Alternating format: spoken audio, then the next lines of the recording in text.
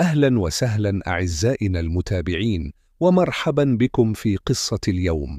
نتمنى أن تنال إعجابكم. لا تنسوا دعمنا بالاشتراك في القناة وتفعيل زر الجرس ليصلكم كل جديد من حكاية السارد. في قريتنا الصغيرة، حيث تسمع الحكايات بين الجدران مثل الريح، كانت حكاية ريم تتكرر في المجالس. ريم امرأة طيبة القلب، تحمل في ملامحها براءة العالم وقوته، لكنها كانت تعيش تحت ظل ابتلاء مؤلم، حيث مضت 11 عاما على زواجها دون أن ترزق بطفل. كانت خالتها زهرة أكثر الناس قربا لها، لكنها كانت أيضا أشدهم قسوة.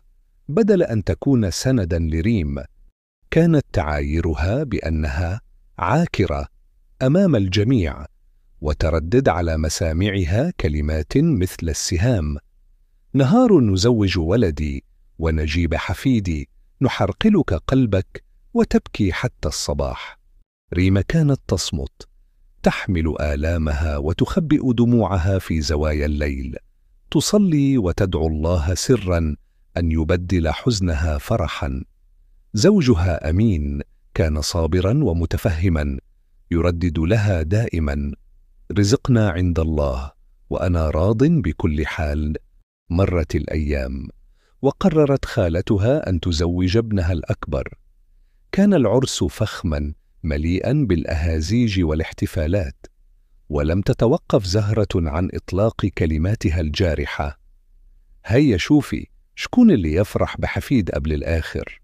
وبعد مدة قصيرة، انتشر الخبر أن ريم وزوجها قررا تبني طفل صغير. كانت تلك الخطوة بداية تحول كبير في حياتهما. دخل الطفل ياسين إلى منزلهما وملأه بالضحكات والحب. كان الله يزرع في قلب ريم سكينة لا مثيل لها، لكن الحياة مليئة بالمفاجآت. وبعد عام من تبنيها لياسين، شعرت ريم بتغير في جسدها. حملت الرياح خبرا سعيدا لم تكن تحلم به. بعد زيارة الطبيب، اكتشفت أنها حامل. كانت المفاجأة كبيرة، ولم تصدق أن الله قد استجاب لدعائها في اللحظة التي لم تكن تتوقعها. مرت الشهور، وأنجبت ريم توأما جميلين، ليلى وآدم. أصبحت أماً ل3 أطفال، وكان بيتها يمتلئ بالحب والصخب الجميل. أما خالتها زهرة، فقد حدث ما لم يكن في الحسبان. زوجة ابنها لم تحمل بعد سنوات من الزواج، وأصبحت زهرة تشعر بنفس الألم الذي كانت تحاول زرعه في قلب ريم. ذات يوم جاءت زهرة إلى بيت ريم، جلست أمامها وعيونها ممتلئة بالدموع. سامحيني يا ابنتي، كنت قاسية عليك، والله جربت شو معنى الحرمان.